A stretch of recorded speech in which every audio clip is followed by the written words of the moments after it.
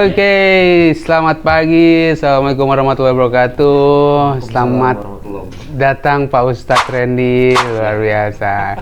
Ini episode kedua Pak Ustadz dari Turin.id. Jadi kita memang sengaja membuat podcast ini buat ngundang-undang influencer dan ngasih tahu pengalaman mereka di luar negeri seperti apa, sehingga teman-teman yang mau traveler ke negara tersebut itu aman. Dan juga kita sedang berusaha memberantas oknum-oknum tur agen umroh yang nakal gitu.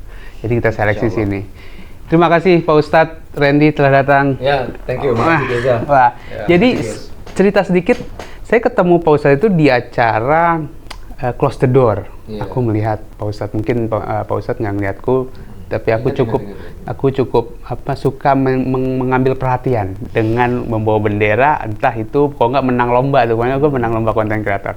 Nah disitulah aku lihat, wah Pak Ustadz Randy nih, undang gitu, jadi pas banget.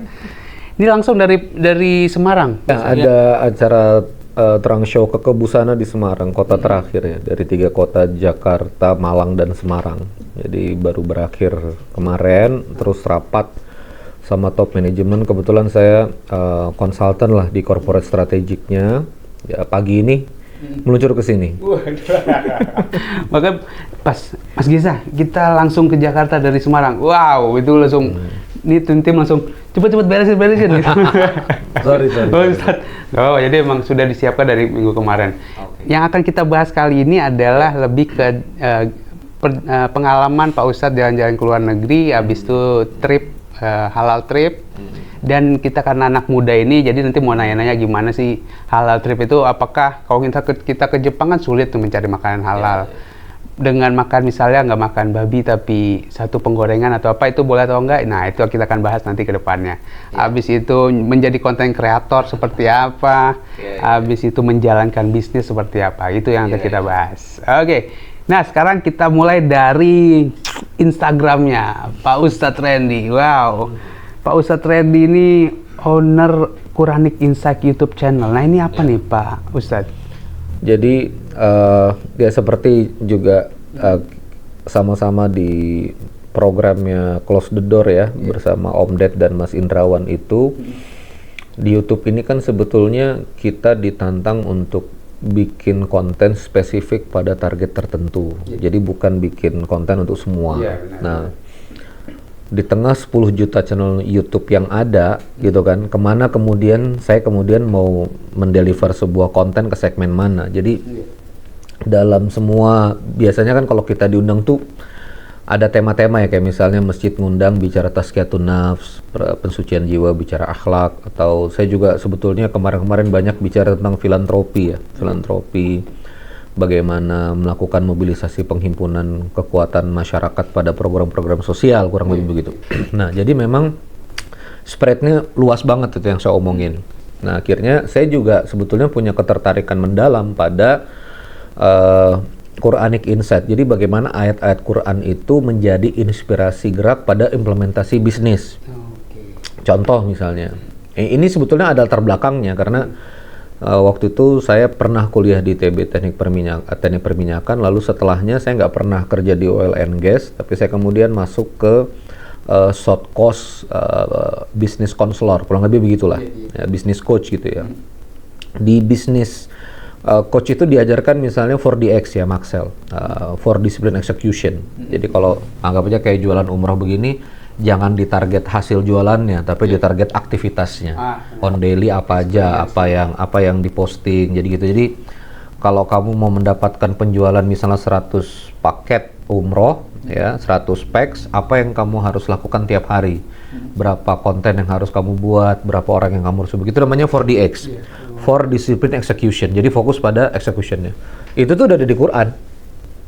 Tabarakalladzi biyadil mulku wa huwa ala kulli syai'in qadir alladzi khalaqal mauta wal hayata liyabluwakum ayyukum ahsanu amala. Jadi Allah itu juga yang penting kamu tuh amalnya ahsanu amala. Ya. Apapun hasilnya, yaitu prerogatif Allah Azza wa Jalla. Cuma kamu harus fokus pada amal. Fa'idha faraqta fansab, kamu selesai satu, kerjakan lagi yang lain. Itu dorongan Islam. Dan itu sejalan sama manajemen Barat sebetulnya. Jadi kita tuh mengagung-agungkan teori manajemen Barat 14 abad yang lalu, Quran bicara itu. Nah, Quranic Insight bicara itu. Misalnya lagi saya ceritain, misalnya giving more than customer expectation. Jadi memberikan lebih daripada ekspektasi dari pelanggan. Jadi di Zulkarnain, itu Zulkarnain di akhir surah Al-Kahfi, kalau beberapa kalangan muslim ini kan budayanya malam Jumat baca Al-Kahfi. Di bagian terakhirnya, Zulkarnain itu berdakwah di sebuah masyarakat di antara dua gunung, yang masyarakat itu terganggu dengan Ya'juj Ma'juj. Ya, nanti yang kemudian ini jadi hadis akhir zaman di mana kurungan dari Ya'juj Ma'juj itu kebuka. Jadi intinya masyarakat bilang kepada Zulkarnain, buatkan kami sadda. Sadda itu tembok untuk menghalangi si Ya'juj Ma'juj tadi. Tapi di ayat berikutnya, Zulkarnain, Raja Zulkarnain itu kemudian menyebut, aku akan buatkan kamu rotmah. Kalau sadda itu cuma pagar lapis satu. Kalau rotmah itu pagar yang tidak ada celah sama sekali. Yang nanti kemudian di bawahnya itu di ayat, letaknya ayat-ayat di bawah Al-Kahfi di halaman akhir-akhir itu, Raja Zulkarnain akan membangunnya dari besi dan juga logam yang lain itu, untuk kemudian bahasa kita tuh dicor ya, dicor pakai besi. Itu ada nanti jadi masuk ayat teknologi logam tuh di situ. Tapi yang kita lihat adalah masyarakat mintanya sadda, Nabi Zulkarnain ngasih rotmah, dan posisi Raja Zulkarnain di situ adalah pejabat publik. Jadi ini ayat untuk bisnis bisa, ayat untuk pelayanan publik bisa. Nah, jadi semangat implementasi bisnis itu udah dari 14 abad yang lalu. Nah, ini di konten Quranic Insight saat kita podcast sekarang ini udah masuk episode 10, saya cerita tentang sebetulnya rahasia marketing di ayat Ibrahim 37 terkait sama umroh juga nih. Jadi waktu Nabi Ibrahim meletakkan Siti Hajar dan Ismail di lembah Ka'bah kan, yang nanti jadi syariat sa'i, ya. Akhirnya Siti Hajar lari-lari dan kemudian keluar Zamzam. Itu doa Nabi Ibrahim setelah meletakkan anak dan istrinya di lembah yang nggak ada apa-apa itu, nggak ada air, nggak ada apa-apa itu unik. Jadi yang pertama, Rabbana liyuqimas shalah, Rabbana liyuqimas shalah, jadi minta keturunan sholat. Yang kedua,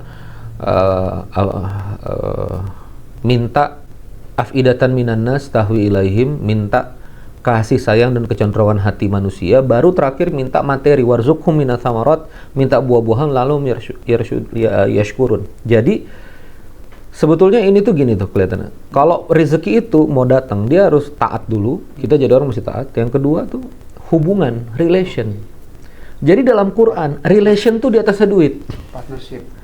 Ya, bisa partnership, bisa relation. Network. Hubungan, ya hubungan baik gitu loh. Jadi saya akhirnya, ini yang saya kampanyekan sama anak-anak muda sekarang. Artinya kalau kamu masih muda terus misalnya nggak gain sesuatu, yang penting kamu bisa keep it network baik sama orang, nggak macem-macem. Itu adalah langkah yang mahal. Kita cerita misalnya, boleh saya sebut ya, Raffi Ahmad misalnya. Itu kan dibahas sama Om Helmiah ya.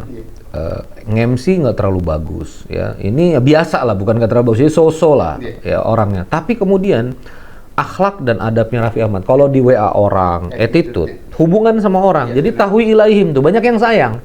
Ini kalau udah banyak yang sayang, kamu bisa jadi raja Andara. Jadi makanya saya akhirnya pada Quran ini amazing gitu loh. Dia memberikan sebuah sudut pandang yang meluruskan sudut pandang manusia. Kan kita biasanya ngukur manusia pakai uang, kita mengukur untung rugi kita pakai uang, kita mengukur skor dan apa yang kita dapatkan pakai uang. Sekarang ya setelah mendalami surah Ibrahim ayat 37, ada insight di sana. Uang itu nomor 3. Yarzuqhum minas tsamarat itu nomor 3. Ya kan? Rizkikan kami bukan itu nomor 3. Tapi afidatan minan nas tahwi ilaihim, kasih sayang manusia dan kecondongan hati manusia itu di atasnya sebenarnya.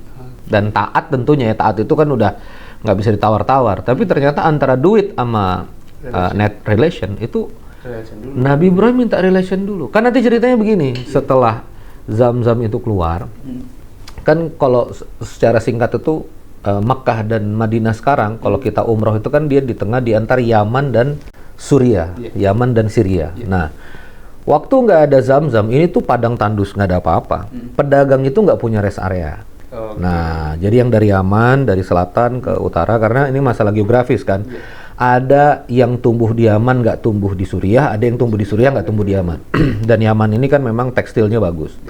Jadi pedagang itu setelah ngelewatin trekking ini tuh ngelihat kok ada burung-burung di bawahnya di atas Zam-Zam. Pada saat itu kan biasanya nggak ada. Akhirnya kafilah dagang itu merapat ke Siti Hajar dan boleh nggak Bu kami istirahat di sini? Boleh, tapi nggak boleh ngerebut sumurnya milik kita. Nah mereka tuh sayang sama Siti Hajar, Ummu Ismail, disebut Ummu Ismail, jadi ownernya rest area. Jadi begitu mereka sayang, mereka kasih kain. Kami baru dagang nih, ada hadiah kain. Kami baru dari utara nih, ada zaitun. Lama-lama waktu ditinggalkan Ibrahim nggak ada apa-apa, akhirnya punya apa-apa. The first, kasih sayang manusia, kecondongan hati manusia. Nah itu jadi insight marketing tuh. Ayat 1437 Ibrahim. Nah itu Quranic insight tuh bicara begitu-begitu. Jadi bagaimana mengimplementasikan yang ada di Quran yang sebenarnya sudut pandang yang sebenarnya sudah ada sudah abad yang lalu. Dan kita malah melihat dari misalnya contoh Barat gitu ya. Dan sekarang bahkan Barat pun pernah aku lihat itu, bahkan Barat pun menilai gerakan sholat itu adalah sehat gitu. Iya, selalu begitu. Jadi Quran itu ibu pengetahuan, guys, teman-teman. Jadi kalau ahli geologi ngeliat Quran, dia jadi ayat lempengan bumi dan seterusnya. Terus kalau ahli kesehatan atau ahli embriologi ngeliat Quran, dia jadi ayat yang berbicara tentang embriologi. Termasuk ketika kita banyak di manajemen Barat dan kemudian kita melihat Al-Quran tuh luar biasa. Oke, malah baru kita tahu bahwa bisa aja orang Barat itu melihat dari Al-Quran itu sendiri kali ya. Oke. Nah itulah yang dibuat oleh Pak Ustadz Randy di Quranic Insight itu ya, di YouTube itu. Oke. Dan itu menarik juga.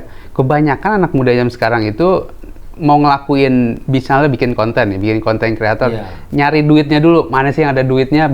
Karena nggak memberikan manfaat dulu. Kok tadi kata Ustadz, relation-nya dulu, bangun relation.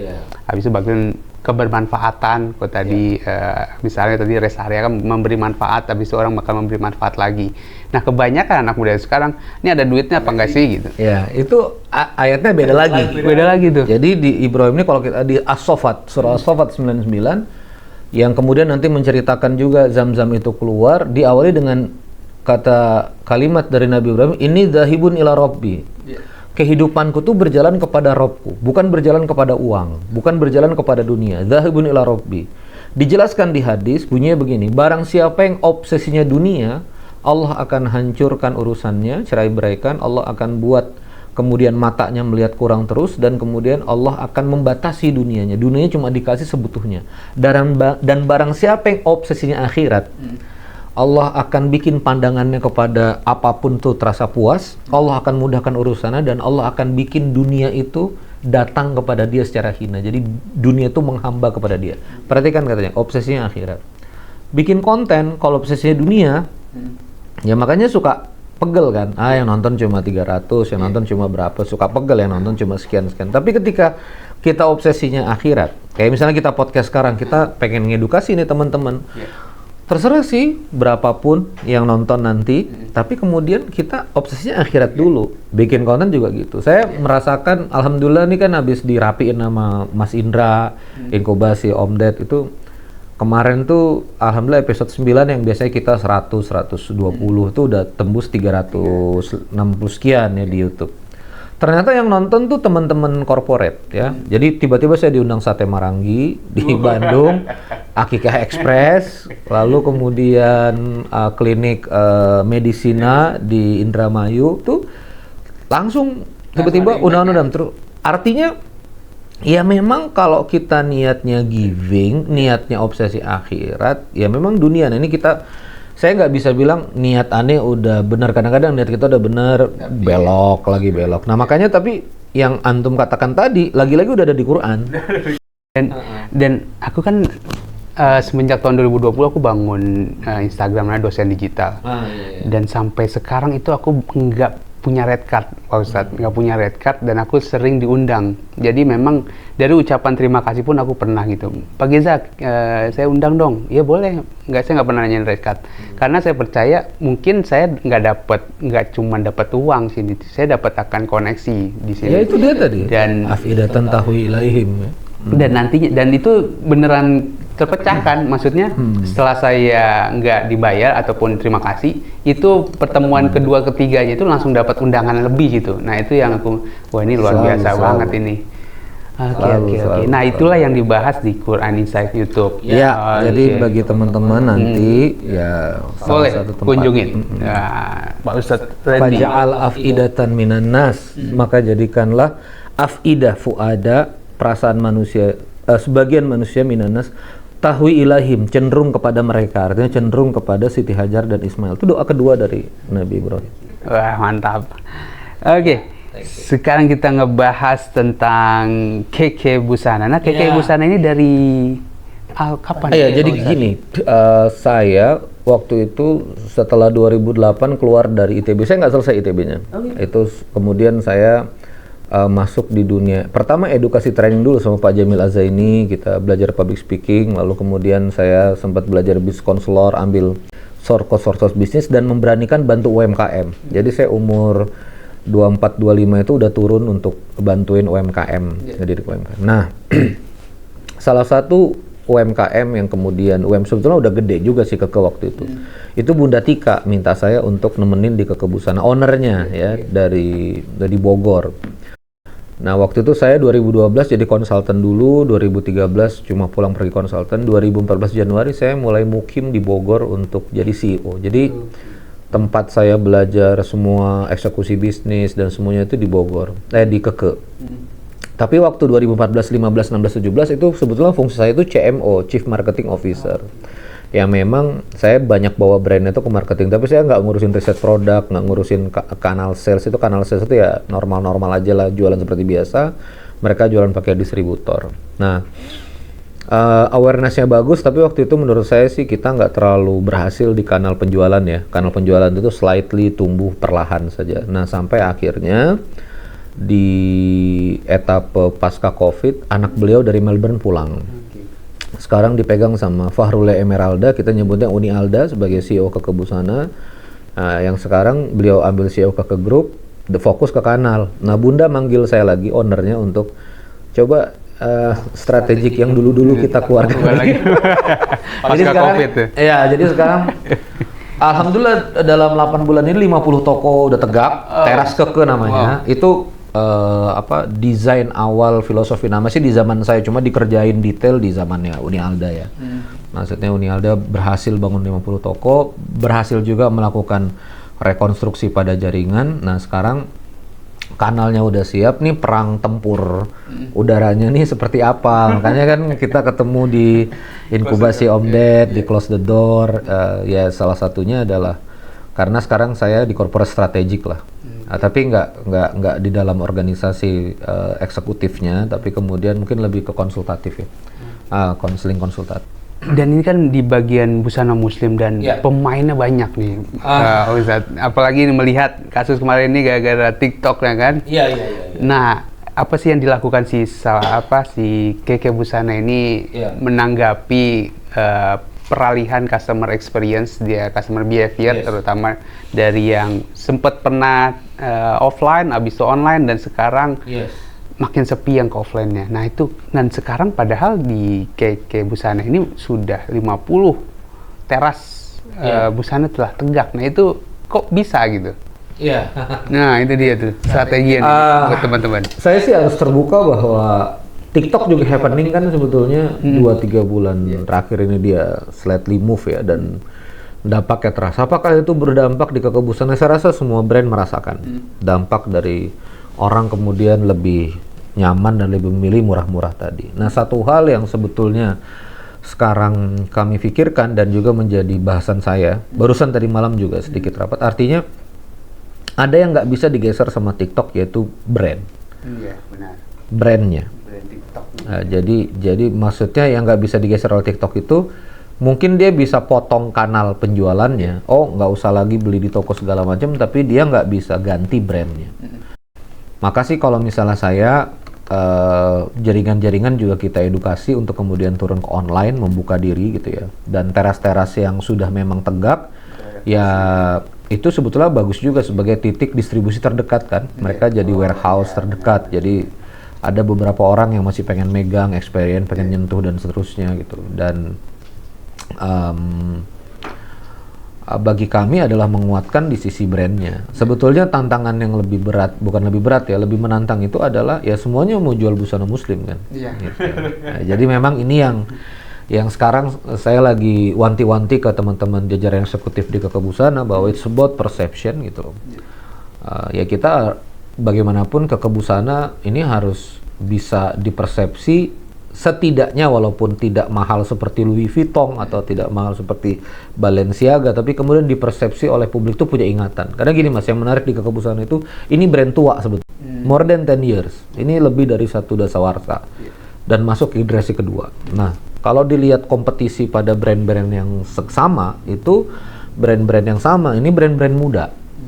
Yang dia pernah mati, tumbuh lagi brand baru. Jadi lawan-lawan kita tuh usianya baru brandnya 2 tahun.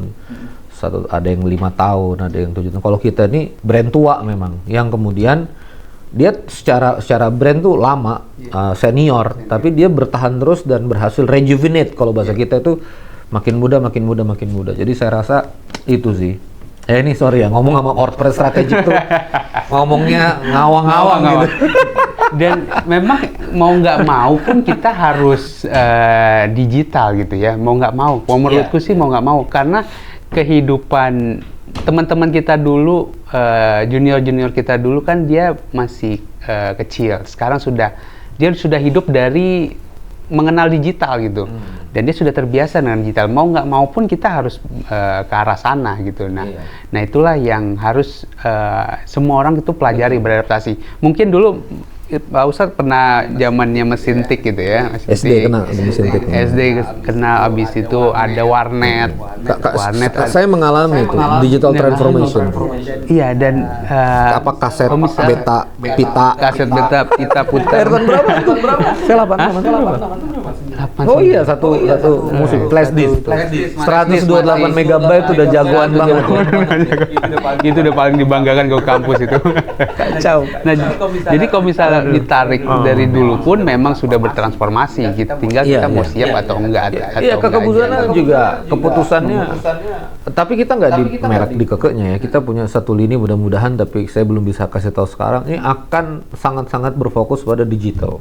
Jadi kanal dan seterusnya itu akan berfokus pada digital. Kita nggak bisa menegasikan itu lah. Memang anginnya ke situ. Jadi, tapi yang saya lihat itu karena Keke ini kan kekuatannya disarimbit di motif ya. Beberapa orang tuh masih pengen megang, pengen ngelihat warna, pengen nyoba gitu. Karena ada yang nggak bisa TikTok provide, ya, dengan barang yang sifatnya massal, dengan quality. Ada yang TikTok Shop itu nggak bisa provide. Iya, jadi memang TikTok kan pas aku baca memang dia izinnya aja yang belum, kan tinggal urus izin gitu kasarnya.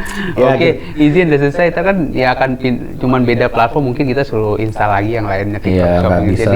Jadi nggak bisa dilarang dan memang harus berjalan dunia ini. Ya kecuali kalau kebijakan politik keras ya. Contoh sebetulnya kan di Cina kan nggak ngizinin orang pakai WhatsApp kan? Iya benar. Dia pakai Weibo atau siapa? Iya itu ada. Mereka nggak mau kan ya? Emang nggak mau. Mereka memang punya proteksi. Artinya kalau negaranya mau proteksi, kok kita nggak mau proteksi? Itu dia PR selanjutnya. Ya, thank you guys. Oke, kita lanjut ke. Nah ini Safwa Holiday. Safwa Holiday ini berarti ini nih, kita lihat ya, adalah halal travel, umroh dan haji. Yes. Dan ini Pak Ustadz saya pembimbing rekanan. Jadi ini sebetulnya berawal dari persahabatan ya. Jadi sekarang Safwa Holidays dipimpin oleh CEO-nya namanya Syafiq Helmi. Muhammad Syafiq Helmi, generasi kedua juga sama kayak Uni Alda. Nah sebetulnya papa beliau, Abah Helmi, ayah kita itu adalah pemain di ekspor briket. Jadi ekspor briket ribuan ton tuh ke Norway, ke New Zealand. Makanya kemarin Syafiq baru jalan-jalan ketemu klien di Australia ya, Brisbane dan seterusnya. Nah, 3 tahun terakhir dibuatlah Safwa Holidays ini untuk provide tiket Saudia dan Garuda, jualan mereka ke klien-klien tour travel yang lainnya. Nah, jadi kekuatan Safwa itu di situ, dan kemudian bantu arrangement ya. Jadi B2B, kalau ada grup KBIH kan, yang nggak punya belum keluar izin umrohnya bekerja sama dengan Sofa untuk kemudian di-develop. Nah, saya masuk itu sebetulnya untuk menguatkan sisi retail untuk satuannya Sofa ya. Tapi tentu karena ini kami juga masih muda, masih baru ya, kami tentu banyak belajar lah. Makanya hari ini Slaughter mematurin apa nih yang bisa. Tapi anyway, supaya berhati-hati, saya bukan owner atau bukan pejabat tanda petik eksekutif di Sofa ya, tapi kemudian diizinkan lah bantu ngomong tentang Sofa, dan saya memperkenalkan juga pada kawan-kawan di sini Sofologis, mudah-mudahan bisa listing di boleh bergabung nanti ya setelah ini gabung sama Turin, karena semangatnya Turin itu adalah men-tackle agen-agen nakal gitu. Karena mereka memanfaatkan sosial media sebagai presence-nya. Jadi pas aku cerita, kemarin pas aku undang Wildan itu, strateginya mereka adalah apa yang bagus-bagus ditaruh di Instagram. Sementara tidak ada kejadian itu sebenarnya. Dan itu mereka ketipu 70 orang, kebanyakan orang tua, dan itu biayanya hampir ke 70 juta. Itu, nah itulah yang mau kita tackle kalau dari sisi umrohnya. Verified oleh marketplace ya? Iya, di marketplace, dan nanti kan di sana di marketplace di Turin ini ada namanya rating sama review. Jadi disitulah akan terlihat siapa yang benar-benar memberikan pelayanan yang bagus, dan itu akan meningkatkan penjualan tentunya. Nah, itulah semangat dari Turin. Semoga nanti teman-teman tour agen itu masuk ke kita dan memperbesar marketnya hingga seluruh Indonesia. Karena untuk bikin travel fair di kota kecil itu sangat jarang. Nah, itu semangatnya Turin seperti itu. Jadi nanti Safwa masuk ke sini. Amin. Nanti ini owner lagi umroh. Bawa orang tuanya, bawa ibunya. Berarti Safwa ini di umroh haji aja berarti ya? Dan halal trip. Halal trip. Nah, halal trip ini kemana? Hampir seluruh dunia ya. Jepang ada, Uzbek ada, Turki ada, gitu. Australia ada. Jadi halal trip memang kekuatannya dari Sofa ya. Oke, halal trip. Nah, ini seru nih halal trip. Kan banyak nih halal trip mengatasnamakan halal trip gitu, ataupun nah, habis itu banyak anak-anak muda Muslim ini dia pengen halal trip. Ada juga kan yang kita tahu, misalnya di Jepang atau di Korea, sangat nggak tahu, aku belum pernah ke sana. Sulit nggak sih mendapatkan makanan halal di sana? Pak Ustadz mungkin udah pernah ke sana, ke Jepang, ke Korea. Nah, bagaimana cara mencari halal food? Ya, jadi salah satu pengalaman saya kalau sama Sofa kan saya hanya di umrohnya ya. Halal trip saya cuma dengar program mereka. Tapi kalau misalnya saya pernah kemudian ngisi di Asia Pasifik kayak Korea, Jepang itu, kalau makan biasanya memang yang paling aman adalah makanan-makanan yang memang di-provide oleh teman-teman Pakistani atau Turki. Ya, jadi memang ke sana itu, ini memang restoran Turki, ini memang restoran. Ini ada restoran. Yes. Tapi berita baiknya adalah khususnya di Jepang, halal awareness itu udah naik. Jadi sekarang di Jepang, saya belum update ya, pasca COVID saya belum balik lagi ke sana, tapi kata teman-teman udah mulai ada konsil ulamanya Jepang itu yang melakukan halal certified pada restoran-restoran, dan itu dorongannya dari restoran-restoran tersebut. Gitu. Karena keinginannya dari traveler, makanya mereka karena terkait halal ini kan kita harus pakai edukasi begini ya. Misalnya saja daging-dagingan ayam dan sapi itu kan harus dipotong pakai bismillah. Ya, kalau di Australia itu yang certified halal ayamnya Nandos ya, Nandos chicken. Nah, setahu saya waktu saya jalan-jalan ke Melbourne, itu mereka halal. Nandos itu dia certified si daging ayamnya.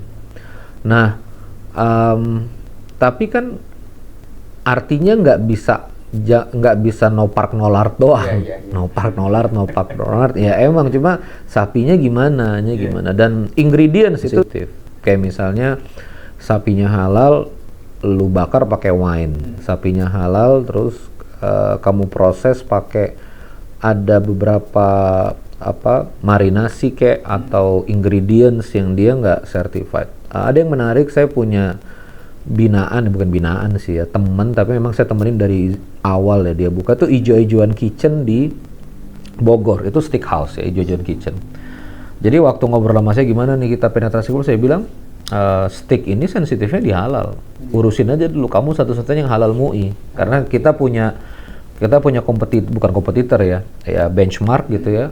Mereka pakai wine. Jadi ini nggak Muslim friendly, kita Muslim friendly. Sekarang viral, padahal di rumah akhir pekan penuh nih mau cari tempat di Bogor. Udah bagus salesnya segala macam, udah ketemu. Jadi ya gitulah ya, kembali lagi ke halal ini. Halal ini anginnya ke sini. Anginnya ke halal. Artinya kalau misalnya teman-teman yang aktif di dunia travel terus kemudian menganggap ini remeh ya nggak akan dapat. Anginnya ke halal sih. Iya. Dan aku dulu sempat kuliah di Undip tuh, Ustadz di Undip Semarang, habis itu lanjut kuliah ke UK. Masih muda tuh, jadi LPDP?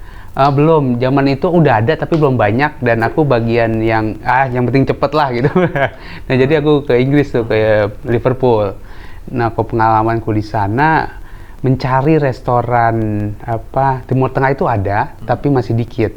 Nah aku mau nanya secara pribadi aja, boleh nggak sih pergi ke satu tempat makan yang kita memang tahu ini mungkin ada porknya, tapi di sana kita cuman milih misal nasi sama ayam, nasi ayam itu yang kita pilih. Nah itu kayak gimana sih hukumnya? Kalau kembali ke tadi ya, kalau nasi sama ayam, ayamnya certified atau enggak? Nah gitu. Kok saya sih ngerti ya permasalahan teman-teman yang ada di sono. Ini rentang fikihnya juga kadang ada yang nganggap enteng atau cuma kalau ditanya ke saya, keputusannya adalah selama masih bisa makan yang halal ya kita mesti stand on makan yang halal. Maka kalau saran saya sama teman-teman mas luar itu, sorry nih ngerepotin, kan biasa ada halal market ya. Ya masak sendiri. Atau sebetulnya salad itu paling aman. Nah, kalau dagingnya fish itu aman. Fish kan bangkai ikan laut saja itu tuh halal. Ikan-ikanan itu. Makanya waktu saya di Jepang kan, kalau misalnya di Jepang tuh kalau kita ragu sama kecapnya kan, ikannya kan dia goreng bener-bener gitu aja kan. Kadang malah kalau sushi itu ya nasi sama ikannya doang disayat. Halal tuh. Oh, aku baru tahu tuh. Berarti kalau ikan aja itu tanpa harus misalnya disembelih. Nggak ada. Oh, memang nggak ada proses. Ikan itu apapun yang ada di lautan, came out dari lautan tuh halal. Halal. Nah, jadi kalau mau yang ngejar protein dari ikan. Yang nggak perlu ada gimana halnya, kalau dia memang dia pure ya, ya buah-buahan, salad. Asal kamu hati-hati kan toppingnya. Toppingnya question, ya udah saladnya aja sikat gitu loh. Kalau nggak beli topping sendiri yang ini halal New Zealand nih atau halal ya. Tapi saya rasa secara ekosistem, karena kita udah punya banyak teman-teman LPDP ya dari Indonesia yang kuliah di luar negeri, ekosistem ada ya teman-teman Indonesia ya, ekosistem itu sudah mulai bisa menjawab halal food. Wah mantap. Jadi dari Safwa Holiday ini pun, apalagi Safwa Holiday itu ada strict itinerary-nya strict. Jadi memang dia memprovide tur paket halal trip, dan dia pun sudah misal ke Jepang dan situ sudah tahu lah mau kemananya makannya. Jadi itu bisa kita pun aman dengan Safwa dan tour guide-nya di sana ya. Pentingnya untuk certified halal halal trip itu. Oke, mantap. Berarti jangan lupa nanti beli paket Safwa Holiday di turin.id. Guys, kita sudah ngomongin tentang kembali kalau Pak Ustadz Reddy ini ngebangun sosial media ini dari tahun berapa? 101.000 followers loh. Iya, sebetulnya panjang ya, cuma kelemahan saya adalah tidak konsisten pada konten ya. Jadi saya pernah bicara murni bisnis, UMKM dari 2012-an. Saya pernah bicara tentang terus bergerak jadi berkah box, filantropi, sedekahan gitu. Lalu kemudian ya sekarang ya sebetulnya kembali lagi ke akar dulu saya hadir. Akar dulu saya hadir itu dunia UMKM. Ya. Akar dulu saya hadir itu di komunitas UMKM. Dan kalau ditanya sama Mas Indra kan, kamu mau buat konten buat corporate atau small medium enterprise? Kayaknya saya small medium enterprise deh, nggak terlalu canggih kayak Mas Indra gitu. Ya mudah-mudahan bisa di catch up. Ya mudah-mudahan lah. bisa balik lagi. Ini juga sebetulnya kemarin saya banyak di Facebook ya. Saya banyak terlalu puas di Facebook, tapi akhirnya Facebook ini menurut saya udah getting old ya. Saya harus turun. Sekarang saya lagi riset di IG dan TikTok gitu. Jadi saya off di Facebook. Takut kan kalau kita buka terlalu banyak aplikasi distract ya. Jadi saya sekarang lagi banyak riset di IG sama TikTok. Oke, siap. Sepertinya sudah semua kita kulik nih tentang Ustadz Randy. Turin, Terima kasih banyak. Ya, itulah teman-teman yang kita bisa berikan dari Pak Ustadz Randy Saputra. Jadi dengan pengalamannya dan bisnis banyaknya, ini udah kayak gurita nih banyak sekali. Dan semangat dia memberikan Quranic Insight lewat YouTube channelnya, jangan lupa di subscribe. Thank you. Paling itu aja Pak Ustadz. Terima kasih banyak atas waktunya. Sampai ketemu lagi. Thank you. Selamat malam.